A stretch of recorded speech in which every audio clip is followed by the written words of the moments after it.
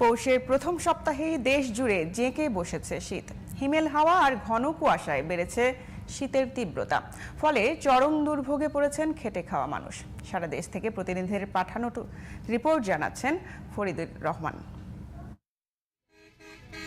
কনকনে শীতে কাঁপছে দেশের উত্তরাঞ্চল। পঞ্চগড়ে সোমবার সকাল ৯টায় তাপমাত্রা রেকর্ড করা হয় ১২ ডিগ্রি সেলসিয়াস। কুয়াশার কারণে দিনের বেশিরভাগ সময় সূর্যের দেখা মেলেনি। বিকেলের পর থেকে বাড়তে থাকে শীতের তীব্রতা। এতে চরম বিপাকে পড়েছেন খেটে খাওয়া মানুষ। ধীরে ধীরে শীত জেঁকে বসেছে রংপুরে। দিনের বেলায় সূর্যের দেখা মিললেও থাকে না উত্তাপ। ঘন কুয়াশা ও শীতের হিমেল বাতাস দুর্ভোগ বাড়াচ্ছে জনজীবনে। কুড়িগ্রামও শীত জেঁকে বসেছে।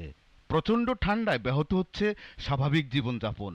সোমবার জেলায় সর্বনিম্ন তাপমাত্রা রেকর্ড করা হয় ১২.২ ডিগ্রি সেলসিয়াস। পাবনার ঈশ্বরদী ও গাইবান্ধায় জেঁকে বসেছে শীত।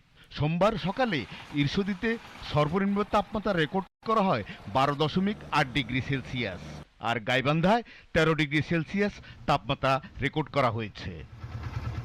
দিনাজপুরে হিলিতেও বেড়েছে শীত। সোমবার সকালে তাপমাত্রা ছিল ১৩ ডিগ্রি সেলসিয়াস, আর বাতাসের আর্দ্রতা ছিল ৯৭%। চুয়াডাঙ্গার জীবননগরে শীতের তীব্রতা ও ঘন কুয়াশার কারণে হেডলাইট জ্বালিয়ে সড়কে যানবাহন চলাচল করছে। শীতের কারণে হাসপাতালগুলোতে বাড়ছে ঠান্ডাজনিত রোগীর সংখ্যা।